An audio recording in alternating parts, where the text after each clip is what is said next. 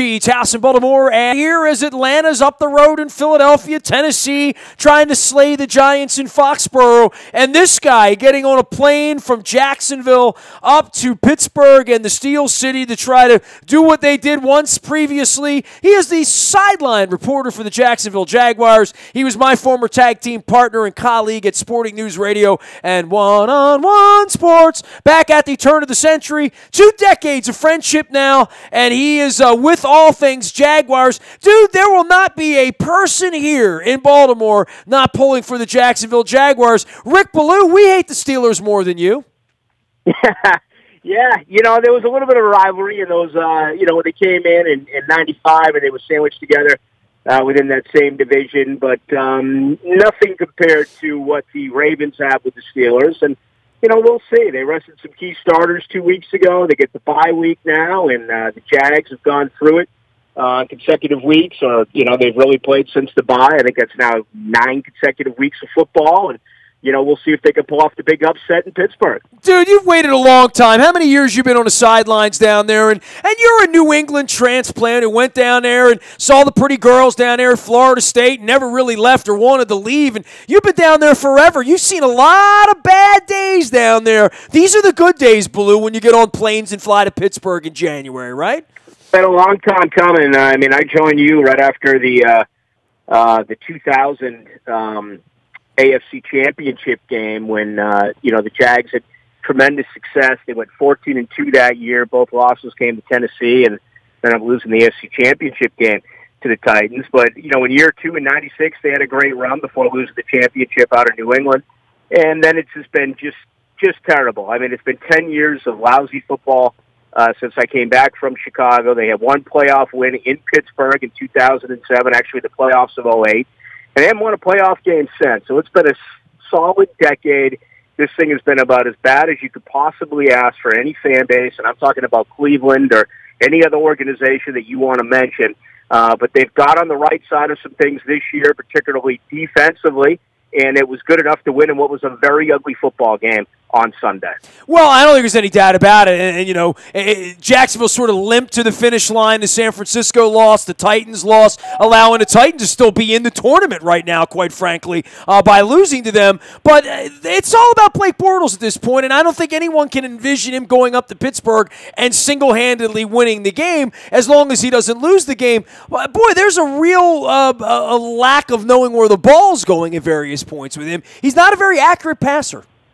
No, he's not, and he's better than he's been the last couple of years. He's over 60%, but you watch the game on Sunday, particularly in that second quarter. He had some very easy passes, one to Allen Hurns, another to Tommy Bohannon, and, you wonder where he was throwing the ball.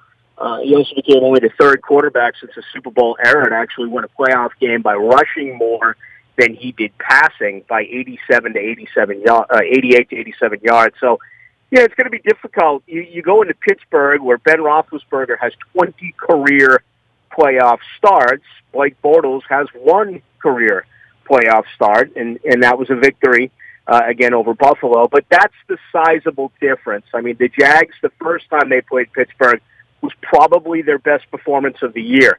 They got it done offensively with a solid, balanced attack, but on that day, they picked off Ben Roethlisberger 5 times, and that was really the coming out party for the Jaguars defense in 2017. But I think most lean towards Pittsburgh in this game, and what they'll cite more than anything is that of Bortles. Well, you can go get the ball, though. I don't know you're going to get it 5 times from Roethlisberger, but certainly I watched Ramsey run around. I watched Miles Jack run around the other day. That defense can get after you, and it really did sort of give me the willies back to when we were losing 41-0 the last time you and I were in the same place at the same time at Wembley Stadium, and what that did to our season, and certainly the springboard that it gave your franchise down there. I don't expect the Jaguars to win, but they can win, and they can win by popping a fumble, by Ramsey going up and making a play, by blocking a punt, blocking a kick, doing something like that, and more than that, running the football. That is a factor in this game, that if the Jaguars can run the football, they can win in Pittsburgh on Sunday. Yeah, and that'll be interesting. We saw Bell take himself out with the injury a year ago against New England. The first time around here, he was not effective.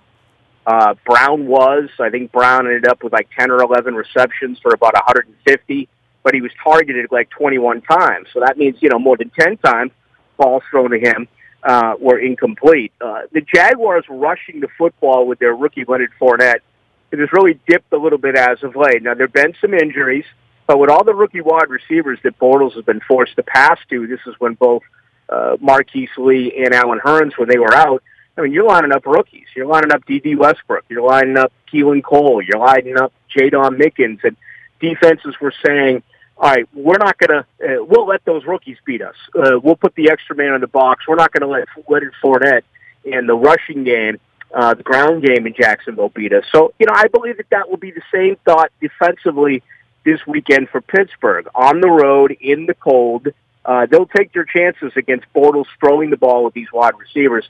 They're going to do their best to defend the run. Yeah, it's fun down there. I mean, it wasn't a very good football game, but, I mean, there's teal beer and, Lord knows whatever else going on down there.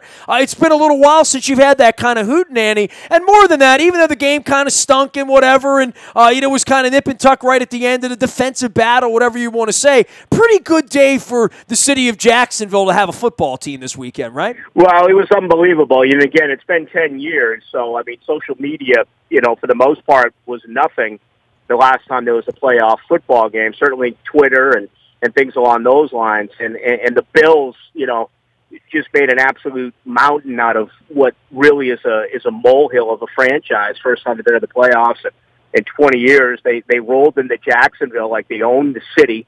They really embarrassed themselves, getting thrown out of a lot of bars, a lot of arrests, a lot of parking lot fires and destroying things, both before and after the game. And that kind of made for some excitement there because they rolled in as if all they had to do was show up and win a game, and that put a little spice on it. And frankly, for guys like you and I, a football game is a football game. You can win an ugly game 10-3, but, today people need things to be done in a special way with an offensive explosion and back and forth, and that was not the type of game you had. But those fans, they were outstanding. That was about as good as anything I've seen, certainly in that building, as opposed to the yearly, Georgia-Florida game, which they stack on about another 10,000 seats and have nearly 90,000 people there for that game. So it kind of felt like that type of environment. Well, the Ngakoue thing with Incognito is also some unfortunate fallout. He has some local roots here, and of course was a Terps member as well. Kind of a serious allegation after the game, especially about a guy that's been a problem child in football since he got there in Incognito. Yeah, and listen, I really like it. Unique Ngakoue is special. You watch him on the sideline after a play, man, he's about as intense as any guy that you'll see. It takes him, a couple of plays while he's on the sideline, the offense has the ball, just to really settle down, whether he gets a strip sack or makes a big play or whether or not the Jags actually give up the defense. He really lets out his emotions. But he was crystal clear about, what was said yesterday after the game with Incognito. Earlier in the week as well, asked in the locker room, I believe it was back on Monday when Calais Campbell came out and said that, in fact, the Incognito comments and comments by others were said. Now, apparently, some of the terms that would automatically come to mind weren't used, but things were said in a way to perhaps get under the skin of some of these younger defensive players. So the investigation is going to continue. When you hear the name Incognito, I think most fans would automatically assume guilty, but we'll see what the NFL does. He is Rick Ballou, longtime voice of Jacksonville sports, and my friend from Sporting News Radio. He is the sideline reporter for all things Jaguars, making his way up to Heinz Field in Pittsburgh.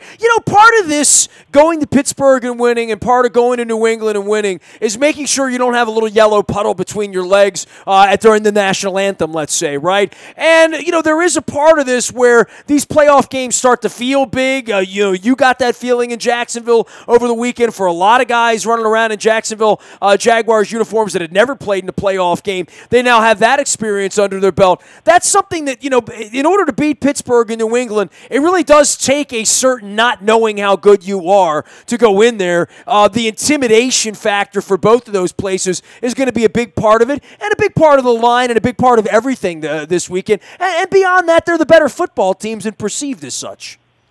Yeah, I've never seen anything like it. I mean, they've gone to some tough places. They practice with New England. in August. Certainly, you mentioned the game in London against Baltimore, going into Pittsburgh and winning. But they looked tight to me, back on Sunday. They came out, particularly offensively. I thought they kept it way too close to the vest. I thought Nate Hackett and his offensive play calling was too conservative, and they didn't allow them to go out and play loose. That's been one of the remarkable changes that we've seen this year with this team. The last several years under Gus Bradley, it was run on first down, run on second down. It's third and some pretty sizable distance, so we're going to pass on third down. This Jaguar team this year got away from that a little bit. They had you guessing, particularly on first down. What are they going to do? It seems like in this game they went back to the old way of thinking, so I was disappointed by that. You're going to have to take your best shot against Pittsburgh. I understand you don't want to make any mistakes. I understand you don't want to turn the ball over. But if you have a predictable offense against the Steelers, I don't believe the Jaguars stand a chance. Man, you were tweeting up pictures of Maryland steamed crabs on your Twitter last week, man. What you got a place in Jacksonville with Maryland steamed crabs? What? Oh, do I ever? It's one of my favorite, one of my best sponsors out here. It's the Blue Crab House, and it's Maryland-based. And, they go into the Alaskan waters and the Canadian waters as well, and even down the road here, the Apalachicola waters and pulling some crabs. But really the go-to is the Maryland-style crabs. And I'm not going to upset any of your listeners and say they take on Maryland, because, believe me, I've had my share of crabs in Baltimore and in the great state of Maryland. But they do one hell of a good job here in Jacksonville. I'm looking at them. They look legitimate here, man. I mean, I got a lot of crab sponsors, crab houses. Of course, everybody knows of our friends at Costas and Box Hill with the delicious crab cakes, and our friends at Al's down in Essex. And but when I see a guy in Jacksonville, so Baloo, I got to tell you a true sad story here. I wanted to come down to Jacksonville last week and be a part of a playoff. First off, the sad story is we couldn't cover 4th and 12. That's a sad story. Yeah. So.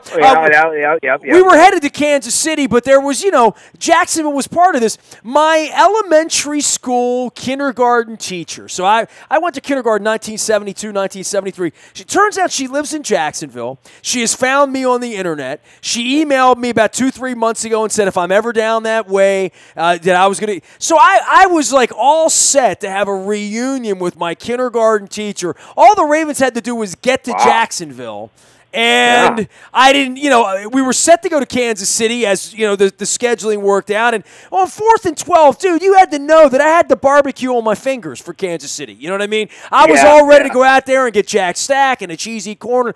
And instead, I'm looking at crab pictures of you from Jacksonville. You're headed with Yinzinat to Pittsburgh. We're watching you guys. Everyone here is going to be a Jaguars fan this week because we hate the Steelers that much. But we are very concerned about the Patriots, Like, if there's a Steelers-Patriots thing, I don't know. I mean, there is no. It's like ISIS and Al Qaeda. There's no good answer here for Patriots and Steelers. So don't let that happen. Go beat the Steelers. Go do some good work here. Go do the Lord's work, Baloo, this week. Yeah.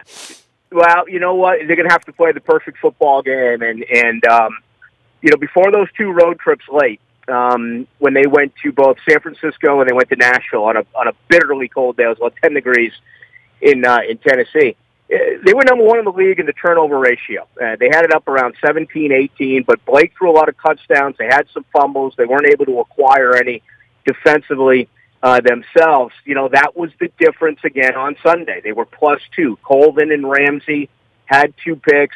As bad as Bortles was throwing the football, they did not turn the ball over in that game, so they were +2 in that huge demographic. And if you look at everything and really crunch the numbers, I think that was the turning point as to why the Jaguars were able to win that game 10-3. And we'll see what happens here in Pittsburgh. Ben Roethlisberger wanted Jacksonville, and the defensive guys have talked about it, including A.J. Boye, coming out and saying, hey, they wanted us, now they got us, so we'll see how they end up playing. Should be an interesting game Sunday at 1. All right, we'll all be Jaguars fans and have Jag rags in spirit on Sunday as you guys go up to Pittsburgh with Yinzinat. Good luck, man. We can say whatever you want about Blake Bortles. He's playing this week, and we're not.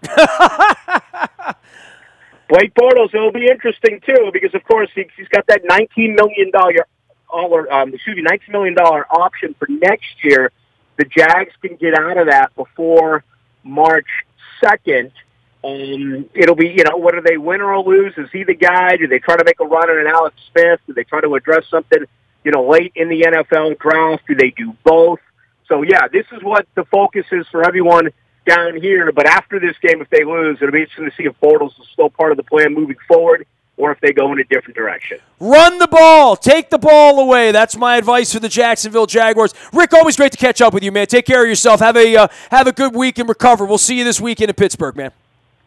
All right, Nasty, thanks a lot. You got it. He is Ballou. That's Ballou 1010XL out on Twitter. A longtime voice of Jacksonville sports and sports radio, doing it down there in North Florida as the Jaguars radio sideline reporter. You can find him at Ballou 1010XL on Twitter. You can find me out in the buyatoyota.com audio vault 24 hours a day from anywhere in the world on your mobile device by downloading the TuneIn Radio app. We do come in crystal clear from wherever you happen to be. Our morning newspaper ships digitally to your email inbox at 7 a.m. each and every morning. That's all powered up by Planet Fitness and PlanetFitness.com. Still $10 a month to get in the best shape of your life there. A reminder, Purple Rain 2, it is our 5th anniversary of the Ravens Super Bowl win. It's been 5 years since New Orleans. I'll be releasing a chapter a day for 24 days beginning this weekend. It will be part of our morning newspaper, all brought to you by Planet Fitness. Last but never least, any breaking news happens first on the WNST Tech Service.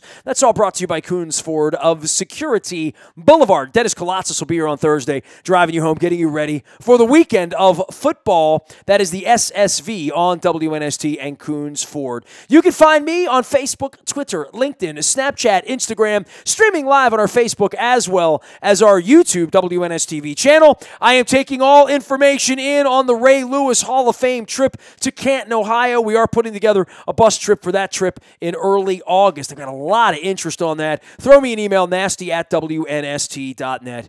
I am a very available individual. We are WNST.net, AM 1570, and WNST Towson, Baltimore, and we never stop talking Baltimore sports.